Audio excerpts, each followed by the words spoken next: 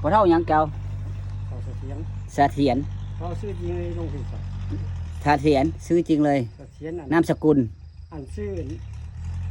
คนนี้อยู่3 ช่องช่องหนึ่งหันเสถียรอันลุงจีนช่องหนึ่งเสถียรพันทุ่งแล้วก็น้ำหัวที่ผมบอกว่าคุณกำลังขายจักซองได้บ่แล้วช่องหนึ่งหัน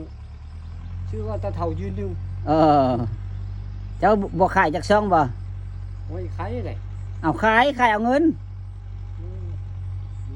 ซองดังๆขายซองละ10,000ขายบ่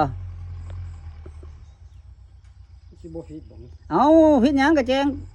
ผิดหยังขายเจ้าปังแล้วเจ้าก็ขายค่อยๆก็ซื้อน้ำเจ้าก็ค่อยก็ได้เงินคือเจ้าขายมันโอนไปซื้อเจ้าขายแน่หรอกฮะปัดซื้อเขายังไปยืนอยู่เกิดเฮาก็ถาม Facebook ว่าขายซองแล้วเฮ็ดได้ถามเขาในนั้นแหละมีคนลาวเด้มันจะขายซองมัน4ซองมันซอง5คลิปโพสต์บ่ทันเด้ซั่นซองมันก็มีรายได้แต่มันได้ตลอดเลยนะแต่ว่ามันจะขายแพงน้อยนึงมันว่าน่ะจะมันขายเท่าใดดังอีส่องข่อยซุมื้อช่องค่อยก็ดังอยู่ค่อยหาบ่ฮู้แนวกดรับเพื่อนไม่หยังค่อยได้รับเครื่องไม้ได้อันเป็นนั่นเจ้าลงคลิปคู่มือบ่ค่อยก็ลงคลิปคู่มือลงไปให้แล้วเฮ็ดได้มีหยังก็ลงไปให้แล้วคือเนี่ยเขาก็ได้อันเฮามักบ่มักเราบ่มักใส่อันหน้าที่ไผเก่งละใส่ AI ก็ได้แน่คือเนี่ยเขาก็ได้เครื่องไม้นึงเครื่องไม้หยังเครื่องไม้แซ่ดนี่โอ้แม่เจ้ามักเฮ็ดนี่ค่อยมาหาเจ้าแล้วค่อยบ่อยากเฮ็ดจักน้อยอันนั้นมันงัวน้ำควายนี่นะค่อยมักเฮ็ดใน Facebook นี่มาเฮียนนำเจ้าละ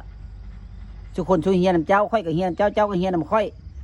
ไต่ตองเบิ่งว่าตัวใดดีแล้วน้ำเลิศค่อยมักอันนั้นไปเจ้านี่นึงเสียนี่นึงเอาเว้าบ่นู้นนามสกุลหยังพันธงเว้าจุบเจือแม่ว่าเจือเฮาก็เว้าจุบเจือก็สิตัวซื้อจริงเสถียรพันธงนี่แหละเทียนพันธงไปอยู่ในช่องเขาก็ยังใช้ชื่ออากาศดังเลยพี่น้องอยู่บ้านแกงบ้านแกงเนาะบ้านน้อยลงมองไอ้ Facebook เท่าแล้วเพิ่นก็ยังเฮ็ด Facebook เลยพี่น้องเฮ็ดได้พอก็เสี่ยงไปบ่ชูว่าสิดังปานนี้ป๊าด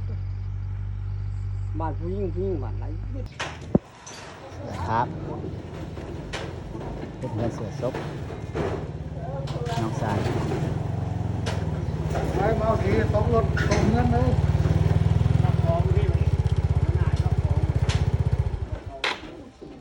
นี่เสือ